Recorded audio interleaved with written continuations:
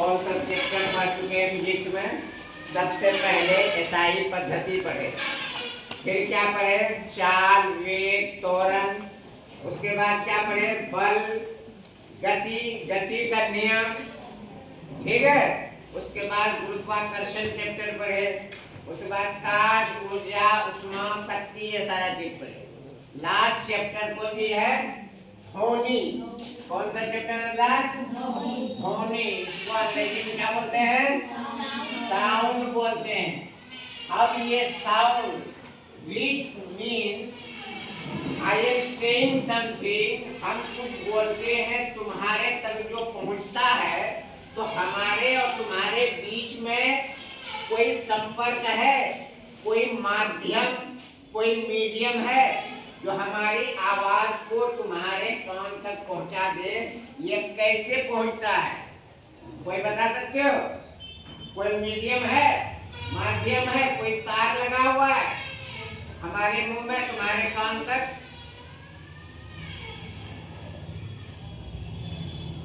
Medium सिर्फ तार का होना जरूरी नहीं है, वायर का होना जरूरी नहीं है। मीडियम में वायु भी हो सकता है। क्या जी? वायु भी हो सकता है मीडियम में। मीडियम में जल भी हो सकता है, और वायर यानी कोई डोरी बीच में, चाहे वो एल्युमिनियम का तार हो, तांबे का तार हो, या और किसी का तार हो, ये भी हो सकता है। लेकिन बगैर तार के, है ना, वायु द्वारा हमारी बोली तुम्हारे कान तक पहुंचती है। तो ये कैसे पहुंचती है? हम जैसे यहाँ मुंह से कुछ बोलते हैं, है ना, तो हमारी आवाज ऐसे ऐसे ऐसे करते हुए तुम्हारे या किसी पर्सन के कान तक पहुंचता है। ठीक है।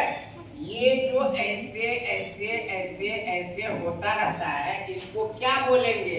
वायु सिर्फ बोलेंगे या वायु तरंग बोलेंगे? वायु तरंग। तुम्हारे मुंह से बहुत आहिस्ते, कुछ सुनाई पड़ा? हाँ हाँ, अल्लाह। क्या बोले? अल्लाह। तो हमारे मुंह से जो आवाज निकली, ये वायु में पहुंची, और वायु में ऐसे ऊपर नीचे करते हुए तुम लोगों के कान तक पहुंची, है ना। यहीं से एक कान यहाँ, किसी का एक कान यहाँ, यानी ये 50-60 बच्चे जो बैठे हुए हैं उनके कानों तक पहुंचता है। तो ये जो जाता है ऊपर वाले को क्या कहते हैं? सिरंग बोलते हैं। क्या बोलते हैं? सिरंग। नीचे वाला हिस्सा को ऐसे, नीचे वाला है ना। हाँ, तो ये सारी चीज जो आवाज तुम्हारे कान तक जाती है, ये माध्यम वायु भी हो सकता है, या फिर जल में भी हो सकता है। जल में तुम लोग के अंदर डूब करके किसी को कूप बोले हो? अजय, पानी नदी के किनारे कितना होता है? कभी नदी में नहीं आई है, तालाब में। कूप बोलोगे तो तुम्हारे दूर में जो कोई लड़की वो भी नहा रही है, डुबकी मार रही है पानी के नीचे, तो उसके कान तक भी जाता है। तो इसका मतलब है ध्वनि का माध्यम, ध्वनि का माध्यम क्या हो सकता है? वायु भी हो सकता है, और जल मने द्रव भी हो सकता है, और ठोस। ठोस में जैसे हम बोले तार वगैरह, एल्युमिनियम का तार हो, है ना। कोई भी वायर होता है, ऊपर से प्लास्टिक होता है, लेकिन अंदर में एल्युमिनियम का होता है, या तांबा का होता है, या क्रोमियम वगैरह का होता है। तो ध्वनि का माध्यम ये सभी है, या इन चीजों से होते हुए ध्वनि एक जगह से दूसरे जगह जाती है। सिर्फ हमारे कान की ध्वनि नहीं है, किसी लाउड स्पीकर से कोई आवाज निकलती है ना। हाँ, कोई रेडियो से कोई आवाज निकलती है, तो वो भी इसी तरह से ऐसे, हाँ, सिरंग और गर्द के शकल में हमारे कान तक जाती है। तो कोई पूछे कि ध्वनि के लिए कौन सा माध्यम जरूरी है, चाहे तो वो वायु होना चाहिए या द्रव होना चाहिए या ठोस होना चाहिए, लेकिन प्रकाश के लिए कोई पूछे प्रकाश का माध्यम, सूर्य तुम्हारे तक जो पहुंचती है बीच में क्या है, सूरज और तुम्हारे बीच में कौन सा माध्यम है, ठोस है, द्रव है, यही वायु है ना जी। वायु है, लेकिन वायु कैसो किलोमीटर है, 500 किलोमीटर तक ही वायु है, उसके ऊपर वायु भी नहीं है, तो फिर प्रकाश तुम तक कैसे पहुंचती है। इसका मतलब है कि प्रकाश निर्वात में भी चलती है, निर्वात जहां पे न ठोस हो न द्रव हो न वायु हो, है ना, वहां भी चलती है, उसको क्या बोलते हैं, निर्वात। निर्वात को अंग्रेजी में वैक्यूम बोलते हैं, क्या बोलते हैं, वैक्यूम। तो प्रकाश का माध्यम में वैक्यूम भी हो सकता है, वैक्यूम को हिंदी में निर्वात बोलते हैं। और ये वायु वहां से आया तो वायु है, 500 किलोमीटर के बाद आया तो वायु हो गया है ना। अच्छा, जल में घुस के प्रकाश अंदर जा सकती है, जल में घुस के, नदी में जो कोई चीज गिर गया पानी, उसमें प्रकाश जाता है तो नीचे का पत्थर, नीचे का गदा, तो इसका मतलब है कि द्रव में भी प्रकाश चल सकती है। और ठोस कांच का चीज है, शीशा के अंदर घुस के बाद उधर से दिखाई पड़ता है, प्रकाश आया, शीशा का खिड़की है, शीशे का दरवाजा, उससे भी घुस करके आता।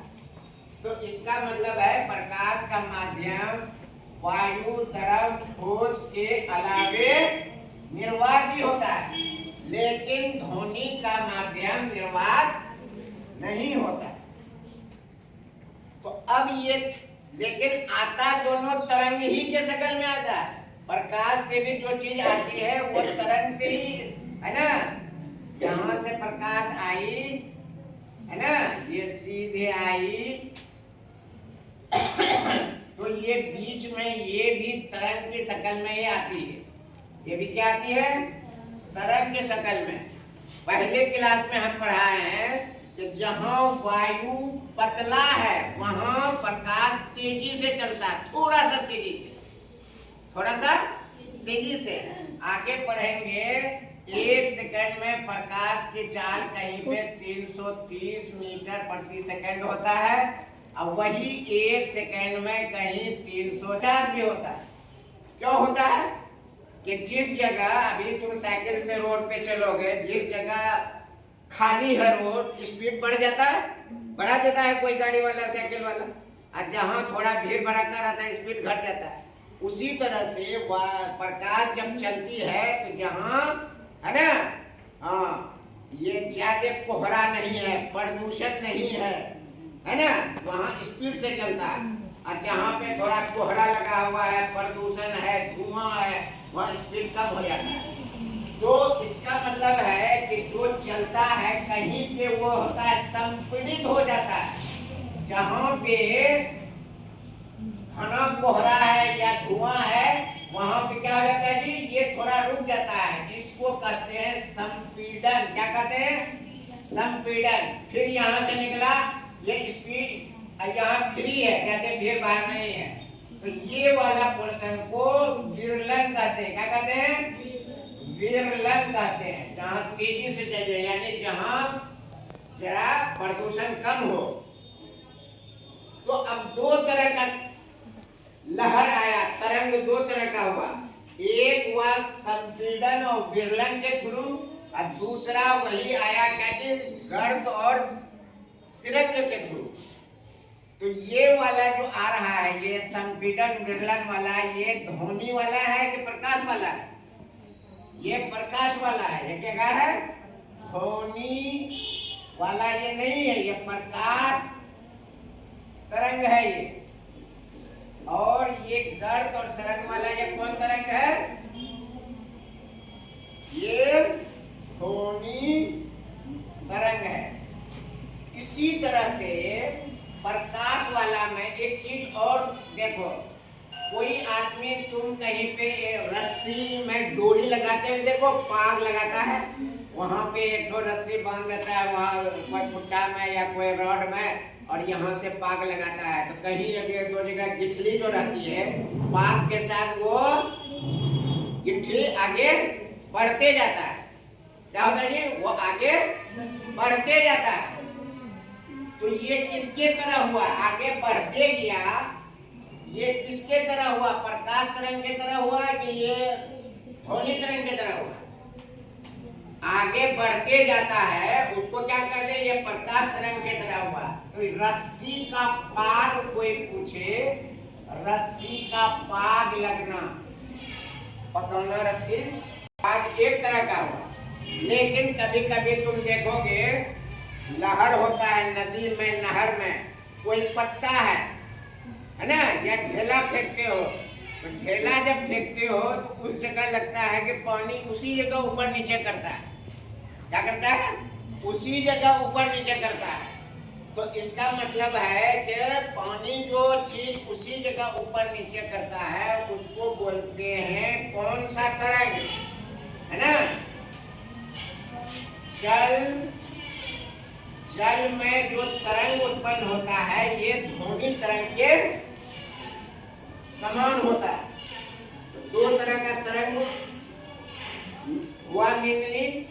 एक तरंग कौन हुआ? जो गर्त और सुरंग के फलस्वरूप बनता है। दूसरा तरंग हुआ संपीड़न और विलयन के थ्रू बनता है। तो अब इसका एक नाम है, इसका नाम है अनुप्रस्थ तरंग। अनुप्रस्थ तरंग, लॉन्गिट्यूडिनल वेव। कौन चीज? लॉन्गिट्यूडिनल वेव या हिंदी में अनुप्रस्थ तरंग। और इस दोनों को कहते हैं अनुदैर्घ्य तरंग। कौन सी कहते हैं? अनुदैर्घ्य तरंग, या इसको ट्रांसवर्स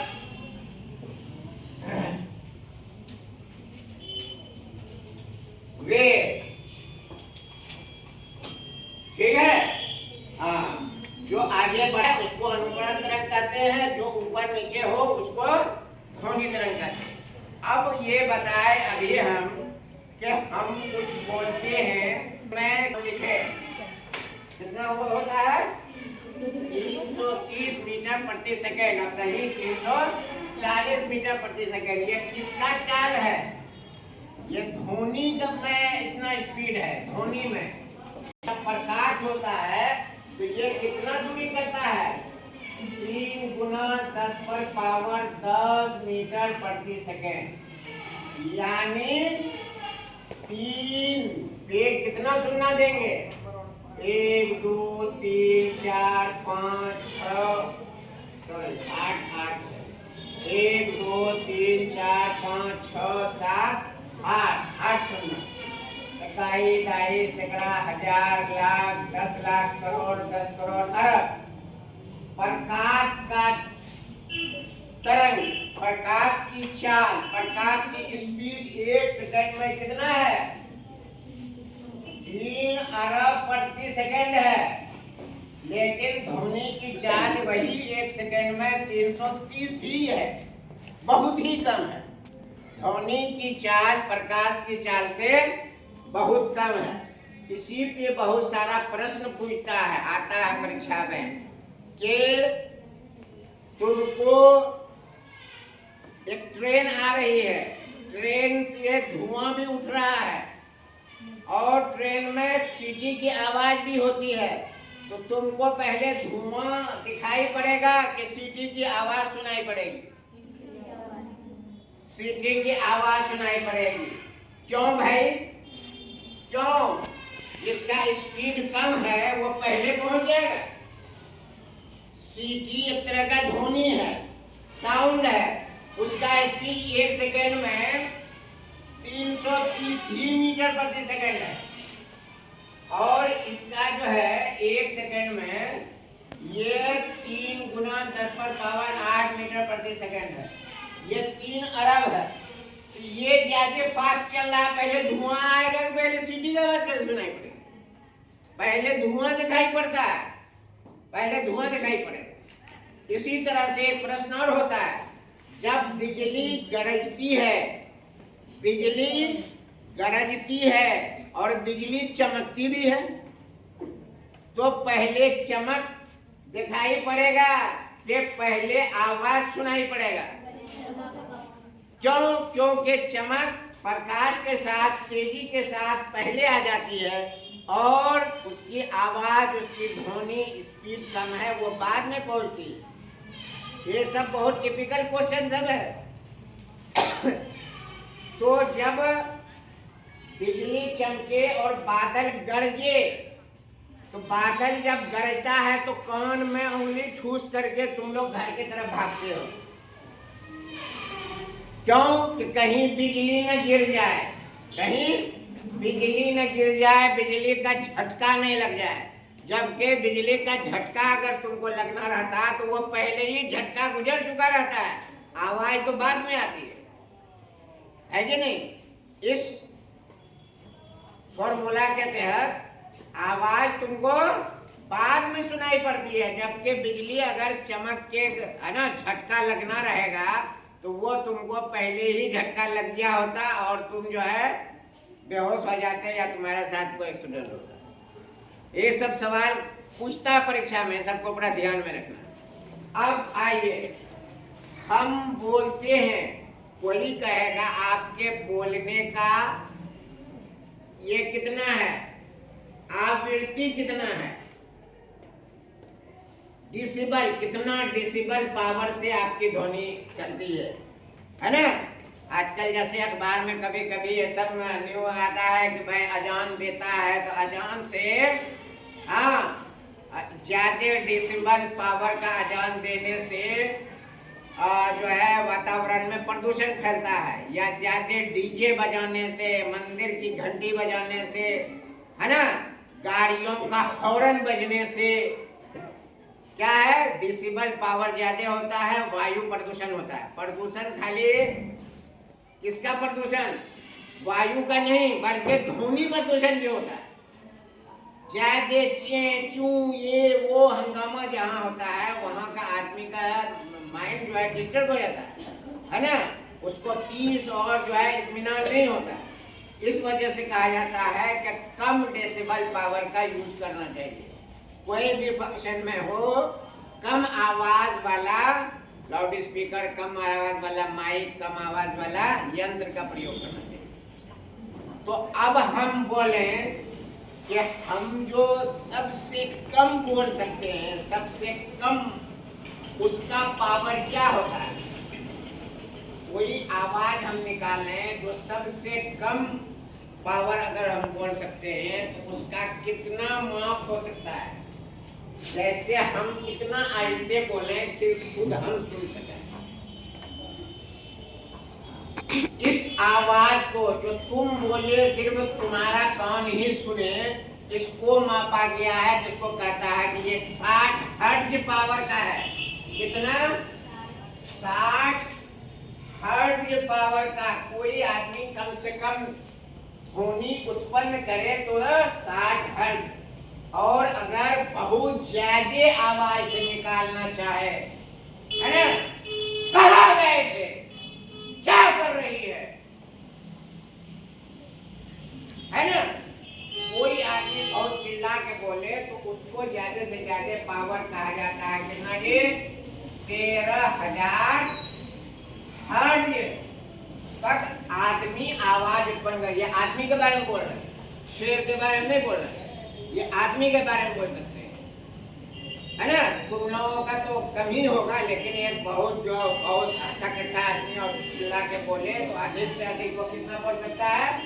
हाँ, 13,000। लेकिन सुनने का पावर क्या है? सुनने का पावर है 20 हर्ट्ज से 20,000 हर्ट्ज। ये कुंजी है जी बोलने का, है ना? ये सुनने का।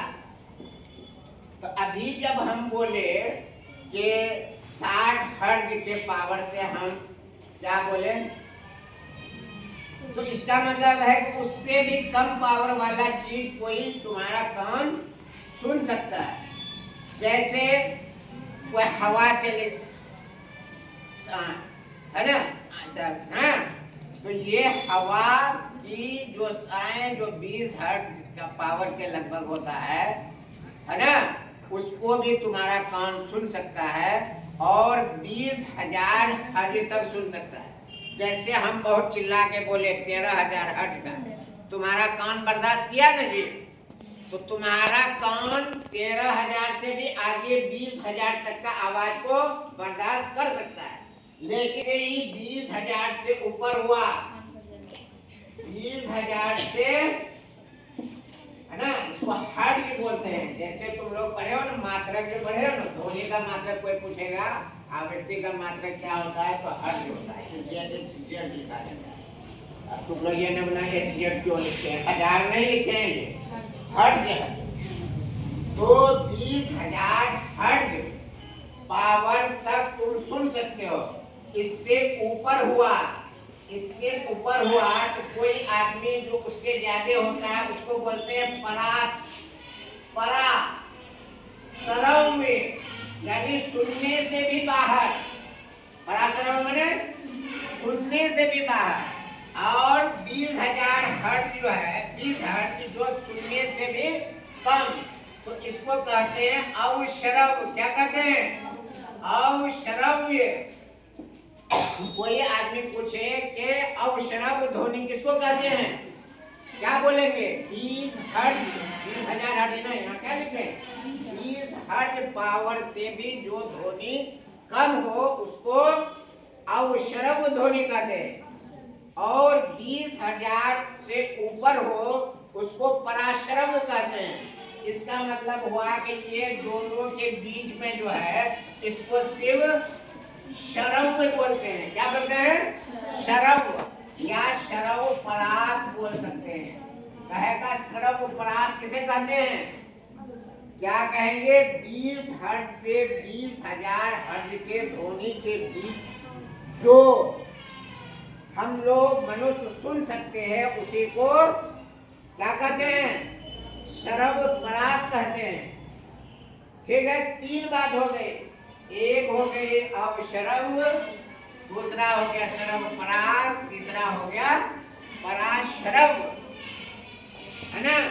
हाँ, अब आइए, बाकी जीव भी क्या इतना ही सुनता है या इससे अधिक सुनता है। कहा जाता है कि बंदर 20,000 से अधिक वाला ध्वनि भी सुन सकता है। अब कुत्ता 20 हर्ट्ज से नीचे वाला ध्वनि सुन सकता है। कुत्ता एक जरा कहीं बहुत चोरवा कहीं जा रहा है किसी घर में, और कुत्ता वो जगह सुता हुआ है, उसको लग रहा है कि कोई चहल पहल है, कोई खटपट है। तो कुछ जानवर 20 हर्ट्ज से कम की ध्वनि भी सुन सकते हैं, और कुछ जानवर 20,000 से भी अधिक का ध्वनि सुन सकते हैं। जैसे कहा जाता है कि मुसलमान लोग क्या बोलते हैं, हम लोग कि कब्रिस्तान में मुर्दा को जब अज़ाब होता है तो मुर्दा चिल्लाता है ना। जो इंसान अच्छे काम करके नहीं जाते हैं तो क्या होता है, कब्र में उसके ऊपर अज़ाब होता है, फरिश्ते गुरूज लेकर के ऐसे, है ना, बरका भाला टाइप का ऐसे लगा मारता है, वो चिल्लाता है। तो उसकी ध्वनि 20,000 हर्ट्ज से क्या होती है, अधिक होती है। 20,000 हर्ट्ज से अधिक होती है। तो वहां बगल में खेत में काम करने वाला आदमी उसको सुन सकेगा, नहीं सुन सकेगा।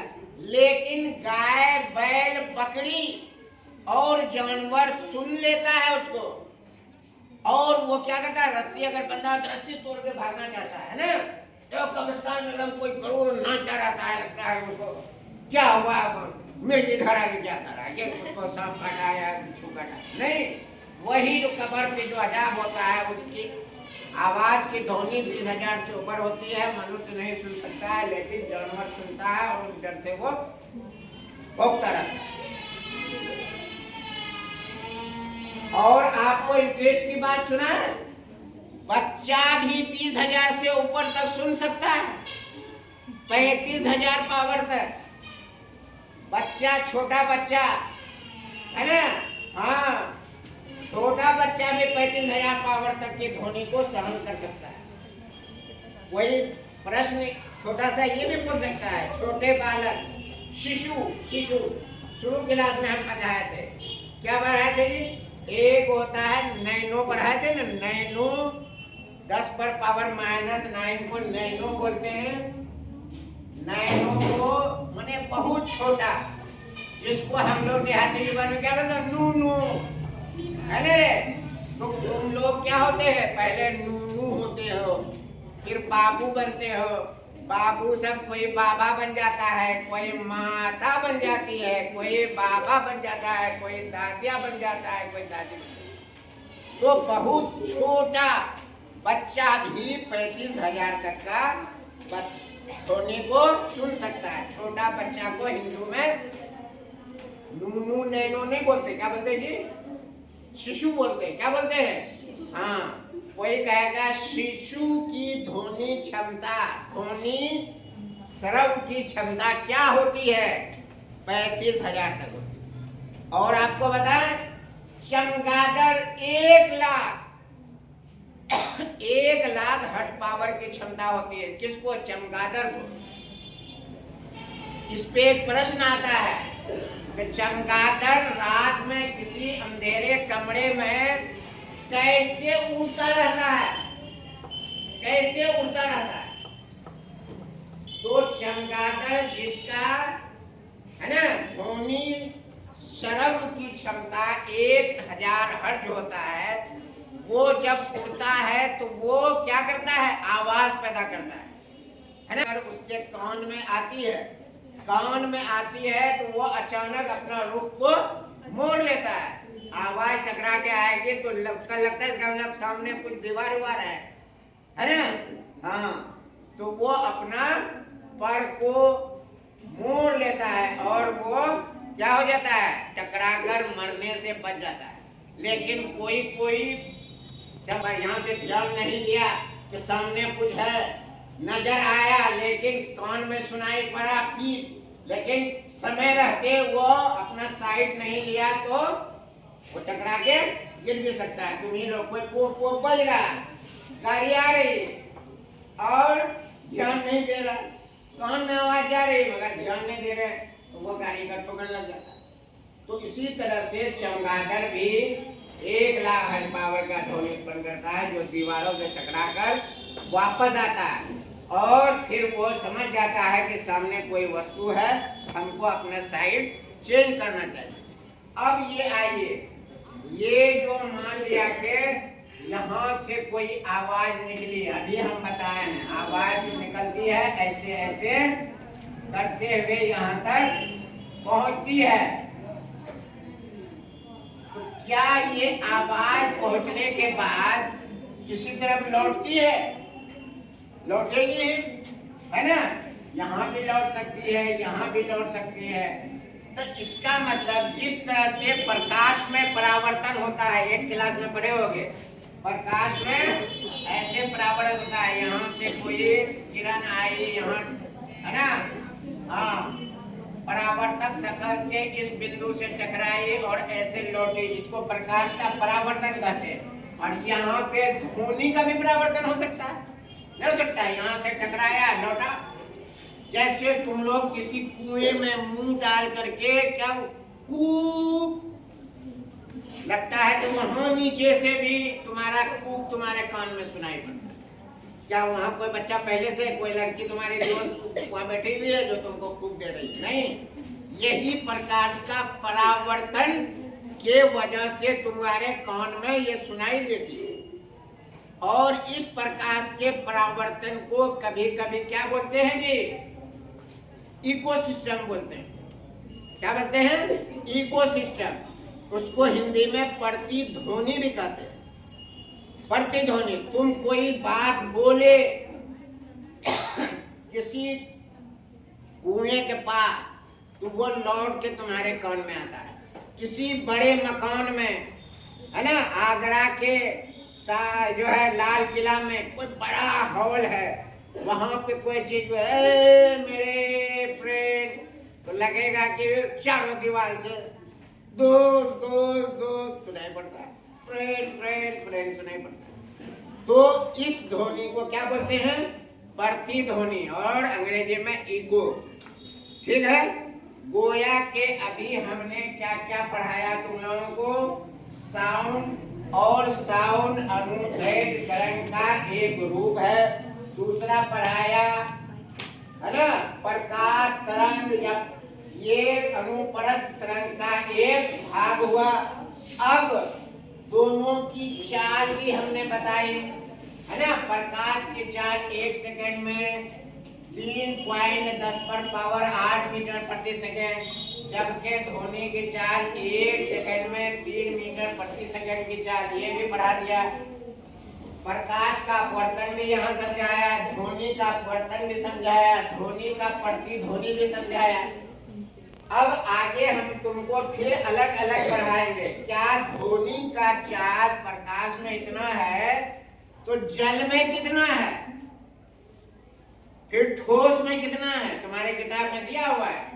जिस तरह से वायु कहीं क्या होता है जी, सघन होता है, कहीं विरल होता है, कहीं क्या होता है, पतला होता है, कहीं मोटा होता है, उसी तरह से पानी भी होता है।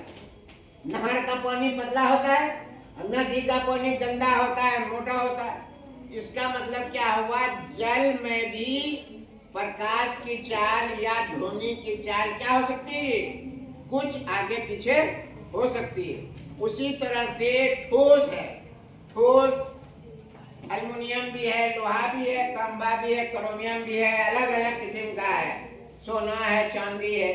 अब सब में चाल समान है या कुछ अंतर है, वो पूरा चार्ट तुम्हारे किताब में दिया हुआ होगा। देख, यहाँ देख लेना, इसको पढ़ लेना, अलग अलग माध्यम में ये सब पढ़ो तो क्या है ना।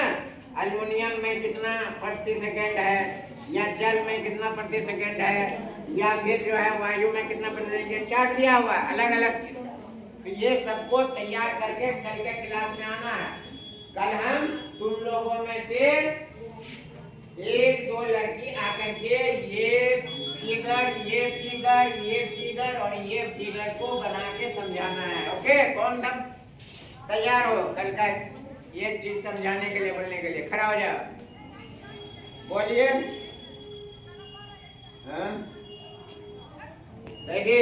यही 2 लड़की क्लास मौजूद है, और कोई? हाँ, बच्ची खड़े हो, प्रयास करना है, यहाँ पर फांसी पे नहीं लटका जाएगा। इस बहाने घर में मेहनत करोगे। खड़े हो, खड़े हो रहे। और किसी को भी ये फिगर नहीं तो बाकी बात जो बोले वो चार्ट, टेबल चार्ट में दिया हुआ है, वो करके लाना है। ठीक है, ओके।